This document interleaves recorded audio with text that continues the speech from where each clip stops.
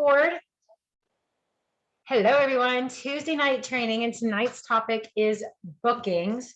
And bookings really are the lifeline of our business, right? You don't have a business left if you don't have parties on your calendar. Would you agree? Yes? Yes.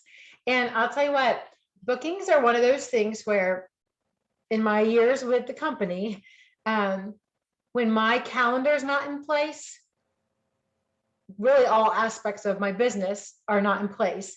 And I've told a couple of you on coaching calls, but I personally, because of just life, and I'm not making excuses because we all have life and we all have busy things, and we're not going to spend time talking about how busy we are. We're just going to say everybody's busy. But I personally wasn't doing those small things in our businesses that are so important for future success. And there was several months that I wasn't, my sales were coming in, but I wasn't necessarily doing all those little steps. And what we do, y'all, is not rocket science, right? It's not like we're not sending somebody to the moon, right? It's not brain surgery. But what we have to offer can make huge impacts to that busy mom that has little kids that can't really afford to drive through, but she's driving through, or that a couple people that maybe working a couple of jobs just trying to make ends meet. We have a lot to offer in mealtime solutions, in flexible schedules, in really unlimited income, right? When we focus on those income producing activities. So what I want to chat about as we start the bookings, because we have all kinds of booking words and all kinds of word choices and all those kind of things in our organization groups and our team groups and things like that. But I want to kind of go back to a phrase that you've probably heard before, and it might seem a little cliche to some of you, but we're in a relationship business, right? And I'm sure you've heard the phrase, people will buy in spite of you. They're supporting their friend that's the host, but they're going to book or join your team because of you, because they know, like, and trust you, right? The whole saying too, that's a good one that says, people don't care how much you know until what? Until they know how much you care, right? So, and I just saw Irie's face pop up. Newest consultant, my daughter-in-law, Irie. Not to put you on the spot, but I just did. But here's the thing, and this is going to be a good example. I don't think she'll mind that I say this, but I've known this girl for 5 years, and when she turned 18, and like they were talking about getting married and needing money, I was like, oh, I should ask her about the business because this will be perfect for her. She'd be really good. But I also didn't want her, I kind of got in my own way because I didn't want her to say yes because she didn't want to disappoint me. Has anybody been in that situation before? Or you don't want to ask or mention it because you don't want to feel pushy. And so when she asked me the other night, it was like, I even told her, I said, you'd be great at it. She said, you think so? She's probably saying, you think so? Because you haven't ever mentioned it to me before, right? But it's the same is true with bookings, okay? So what I found is during the summer when I was tweaking a little bit about how I worked my parties, one of the things I started doing is sending welcome messages. So we're not going to get into how to work your parties training tonight, because that will happen in a couple of weeks. But when you have your trackers and you are sending welcome messages out, or you are engaging with the people in your parties, and again, we don't have to be on the parties all day long. I check in with my parties earlier in the morning, and then I check in with my parties in the evening. Depending on the day, if I don't have a call over lunch or whatever, I might pop in at lunch just to see, if there's interaction on those posts that hit in the midday. So when I say take notes on your interactions, it's not like you're sitting there on your parties all day long, right? And y'all know I've said before, we don't really care which recipes people pick. We don't really care what's in their refrigerator or what's on top of their refrigerator. There's interactive posts that we have up there just to help drive Facebook. The posts we want to focus on are which ones? The power tool. Power tool post. Power tool post. I can look back. These are old tracking sheets, and I can look back and be like, okay, yeah, there we go. We got a couple air fryers. We got a blender. You know, we don't have a quick cooker happen to be on this list, but on those power tool posts, make a note of what they're marking down. Make a note. On the apron post, you're going to make a note on, like, there's several short-term aprons on here. You're going to make note of the power tool. On the booking, there's a couple different booking. Heidi and I were just talking about this today. There's several booking posts throughout the party, just showing what the host bonus is and what the, what the, just the benefits of hosting a show are. So I make note if anybody likes even a booking post. Somebody likes a booking post, I'm going to put a little B in the notes next to their name. I'm not going to put a check mark in the booking column because I haven't talked about that yet, right? So the reason I'm saying this all up front is because since we're in the relationship business, we're not going to become BFFs with every guest in our virtual parties. And that's not the point. But we should, especially those guests that we do have that open communication with, that open line of messaging, rather than just replying back and forth on the parties, we should know some personal things about those people. So anytime you get an open conversation, like they send you the thumbs up so that they get an e-cookbook, make sure when you send the e-cookbook, you're asking them a question. And then when they respond to that question, make sure you're asking them another question. So an example, here's your e-cookbook, enjoy it. Has it been a while since you've seen Pampered Chef, or have you been to one recently? And if they say it's been a while, say, oh my gosh, you're in luck. We have a new fall catalog, da, da, da, da. Are you one that likes to cook or just has to cook? Always end your communication with a party guest with a question. And ideally with a question to get more information about them. Okay, because really our goal is to find out what they need, find out what is on their wish list, find out, do they love to cook or do they have to cook? Do they prefer to bake? Because those are the things based on those communications that when you're going after the booking, if somebody hates to cook but loves to bake, you're not going to be like, oh my gosh, the air fryer. Well, maybe because you can bake in the air fryer. You're not going to be like, oh, the quick cooker, because the quick cooker is not necessarily, that's more of a dinner time thing. Not that you can't make desserts, but it's not your baking dishes, right? Or if somebody likes to cook, you're not going to be like, oh, look at this little fluted pan and the stoneware loaf pan. You know, it's a different thing. You want to meet them where they are, right? Okay, so with that said, super important to get your trackers out. And here's the thing, if you're going to go back through past parties, which we're going to talk a little bit about tonight, you also want to make sure if you have to spend a few minutes late at night or early in the morning, you know, when it's not optimal time to be messaging somebody, then stalk them a little bit on Facebook, go back through the parties. You know, when you go to your party group, you can search Heidi Helling, and then it'll bring up all the posts that Heidi commented on. And then you can make some notes there if you weren't doing such a good job taking notes through the party. Right? Because one of the things we're going to talk about, you know, obviously you can reach out to past guests, and I think you're going to have more success reaching out to past guests if you can kind of say to them, oh my gosh, Sherry, it was so much fun having you at Heidi's party. Oh my gosh, remember when you were talking about your friend Melissa and how you guys used to work together? Now she doesn't even live here anymore. You know, like you're building a personal connection with them first. You're getting engaged. Then you're saying, how are you liking that food chopper that you bought? Maybe you do a little thing, you know, a little, what did she buy, right? And then you can say, we have this brand new fall line. Let's get your friends together, you know, and you can go on with your booking lines. Make sense? You guys bored stiff? Are you like, I thought she was going to tell us what to do for bookings? But this is kind of a precursor for, this is what you want to do to be able to set up bookings, okay?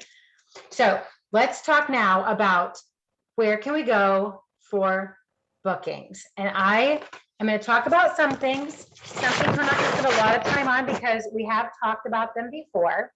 I would get a pen and paper out if you have one handy, because some things I'm going to share, they're going to be some words. So fundraisers is a great one, right? You can do the roundup from the heart, but honestly, if you've done those before, if you've done one or two roundup from the heart fundraisers, Feeding America fundraisers, I wouldn't necessarily go there again. Not that they don't need it, but try something new. So here are some words that you might post on your story or in a party or on your VIP group or even on your main timeline. You might post, who has an organization, team, pet rescue, or an individual that you'd love to raise money for? Okay, it's a little different from that. If you had $500 to give to somebody, right? But here's the thing, when you post that, and if you post it just on your timeline, I would use one of those little backgrounds. You know how Facebook gives you the backgrounds where like you have a megaphone, or there's the stars and stripes, or it's like a birthday party, something like that. Or even if it's just a color, but something that it stands out, but it's not just words. But I'll read it again. Who has an organization, team, pet rescue, or individual you'd love to raise money for? And you might even say, what is it? Comment what it is or whatever. And then what I would do on that post is reply on that post. Hey, Cindy, what team? What kind of team? Is this for your son or daughter? Is this for a niece or nephew? So here's the thing, when you're replying on the post, what's happening? Algorithms, it's bumping up, it's being in more people's news feeds, because it's not only going to be in your news feed now, it's going to be in Cindy's, right? So by replying on there, you're getting that post more interactive. If somebody says an organization, if it's one you don't know about, tell me more about that organization, right there in the replies. Okay. Oh my gosh, I love American Cancer Society. Why? Until why? So you see what I'm saying there? And then I wouldn't necessarily right then be private messaging on. But the next day or even later that evening or whatever, you could be like, Jody, you know what? I love that you commented about your daughter's soccer team and they do a travel team. Did you know Pampered Chef has fundraisers? We could totally do an online easy fundraiser and we could really raise money for that team. You see the little difference? You're replying with people, which is kind of relationship building, because honestly, fundraisers are super fun to do, especially when you can help a team or a group or organization raise money. And it's super easy one to do because nobody has to deliver candles or mattresses or, like our high school band always had mattress sales. It's like, well, you don't always need a mattress, right? So that's a little spin on a fundraiser. Okay. And these are from tips from this girl this weekend. And so her tip number 2, use other people. That's what she said. And we were all like, what do you mean? Because here I am talking about building relationships, caring about people. And her number 2 thing was use other people. And let me explain. We kind of do this with our hosts because our company offers that booking bonus for hosts when they have 3 bookings from their party, right? When those 3 bookings hold, Pampered Chef's going to give them a bonus. And even before that, Pampered Chef's going to give them a really big discount on the purchase at their friend's party. So we need to take advantage of that and really use our hosts. This girl says, I bribe them even more. I'll let them know if they get 3 hosts, I will go ahead and gift them an extra, whatever it is. It could be whatever it is when they book. And it's not going to be like a $50 value, right? It's going to, because then you can really help, the host can help you keep those bookings on the calendar because she gets the $50 after those are held. Okay. She did give some other ideas too. She says, make a list of 20 people. These are 20 of your favorite people. She said, these are people who just comment on your posts. They post interactive things. They're on social media all the time. They love to cook. She happened to be a hairdresser. So she said, I have a couple clients that they're just some of my favorite people to talk to and engage with and things like that. And she said, offer them something. So in her case, she's got a couple clients that she says they know they'll do anything for free Pampered Chef. And this girl happened to be a director, so she had some extra things in her closet that she would just gift. As new consultants, you'll realize pretty quick you accumulate a lot of Pampered Chef dollars, or you have the opportunity to accumulate a lot of Pampered Chef dollars. And for the newer ones, Pampered Chef dollars are like gift certificates that you can spend on product. And if you don't happen to need that product personally, you can use it for gifts for other people or incentives. So basically you're taking this list of 20 people and you're asking for referrals. So it's like a referral program.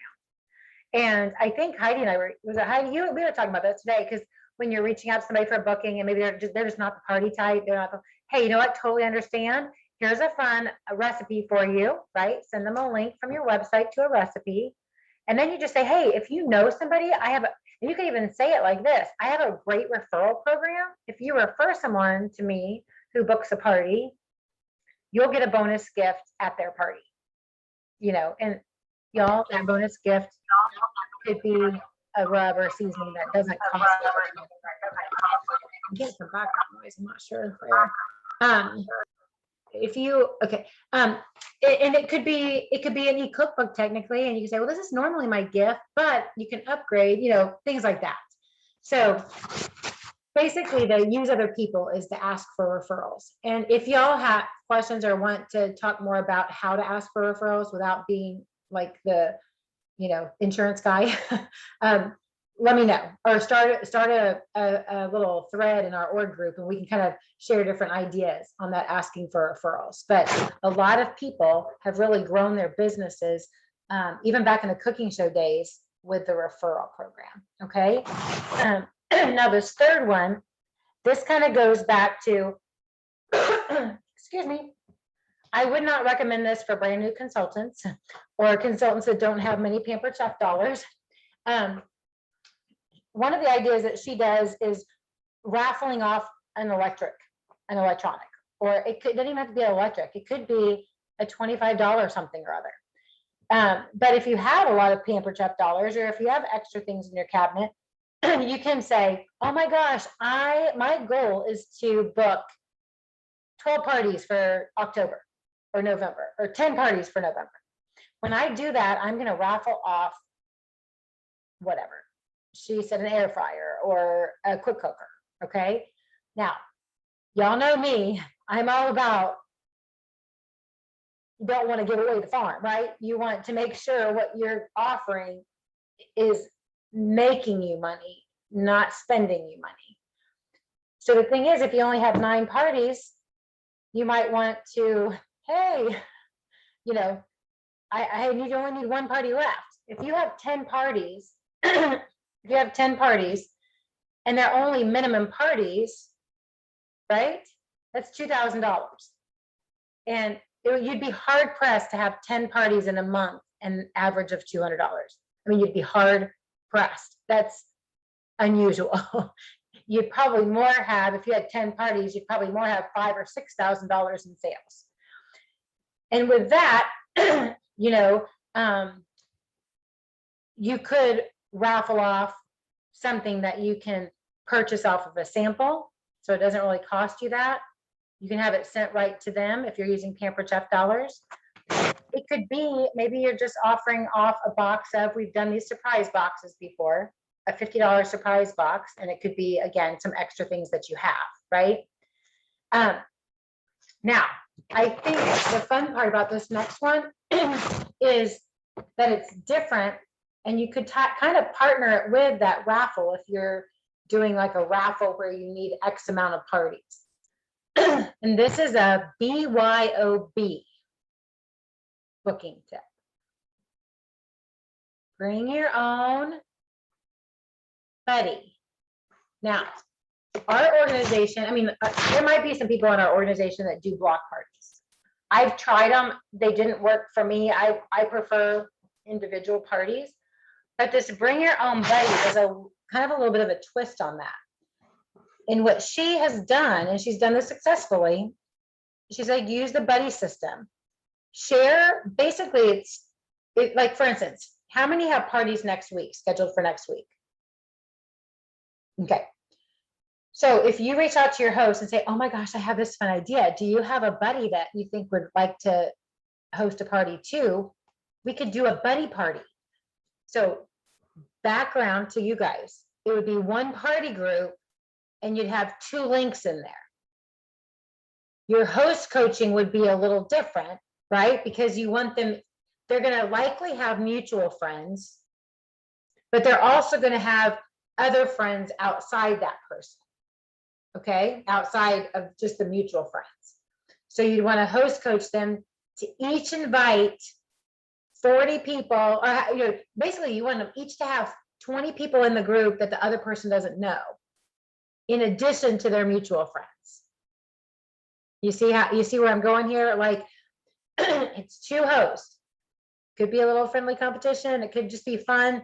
The more people you have in the party, the more interaction, right? So I thought that was really clever. I had never heard of that before.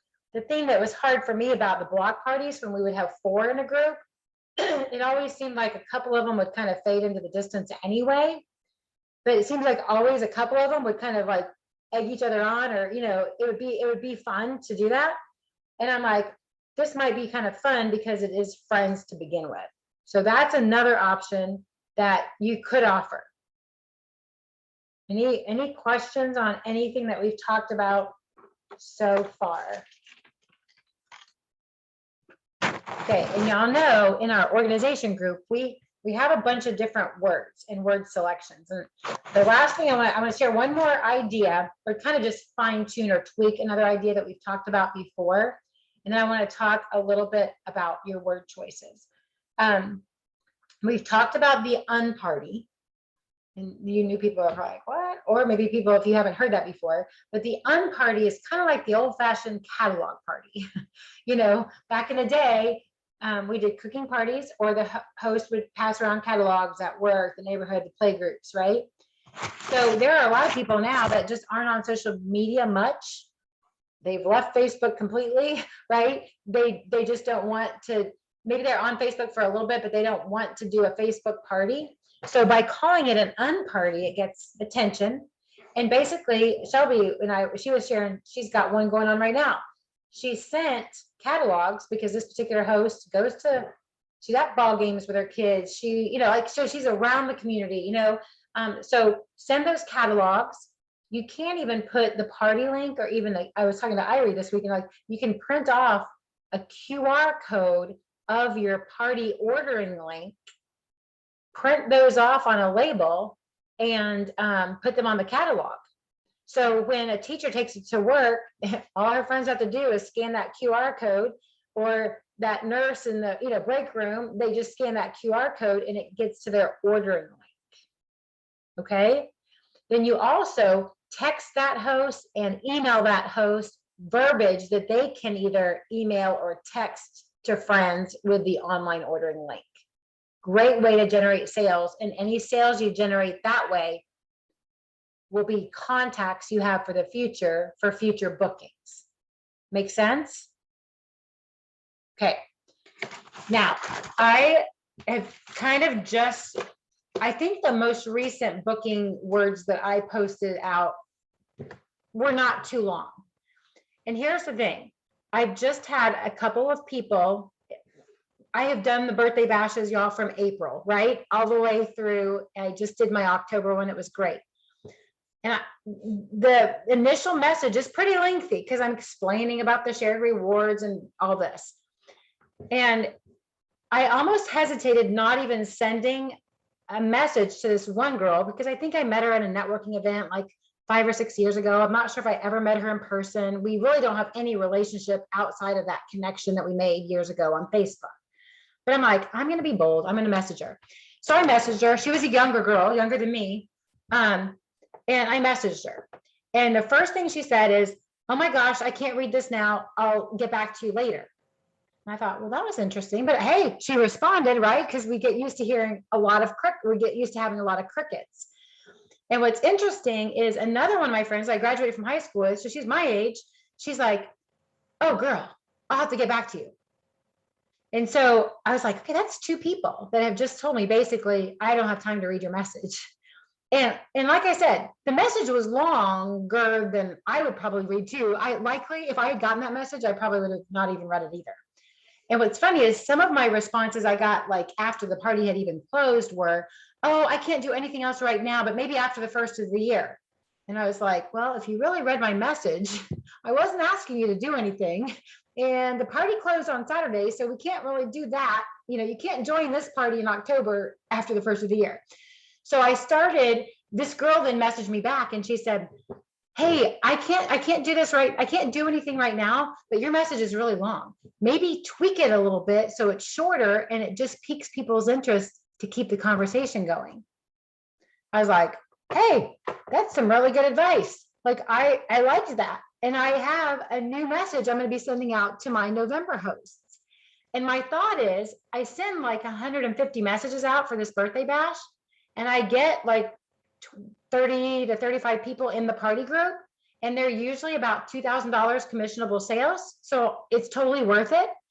But my thought is, if I send 200 messages out and only 30 join the group and only about 10 others respond, I'm wondering how many people just weren't even reading the message, right?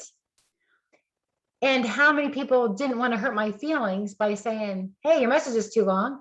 But thankfully, this girl I really didn't know was like, I'm just going to tell her. And I appreciate it. So I know we're running late because everybody needs to get on to another call, or not everybody, but those that are there. Some of us have other calls at 7:30, but I wanted to leave you with that. And Heidi and I were talking about this. I was sharing this story with her earlier, and we kind of immediately took verbiage that she was sending because she got it from our documents, and we kind of tweaked it a little bit. So I've got another call here soon. So be looking for some kind of shortened version, or even I challenge you to kind of take, and here's the idea. You don't have to tell them about every single host reward or every single detail in the one message. Hey, Tracy, it was super fun having you and Jody's party. You are a rock star.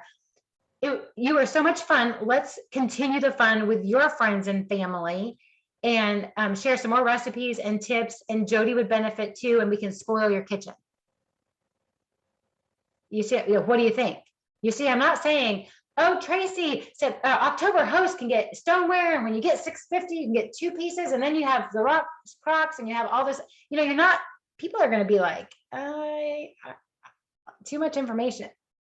But if you focus on, you are so much fun, let's continue the fun with your friends, help out the host, and spoil your kitchen. And then, what do you think? I have this date and this date open. You see what I'm saying? Then they can just, they might say like, oh my gosh, what do you mean? Or, they might ask questions because you didn't just word vomit on them with everything that you know about the host program. So, I hope this was helpful.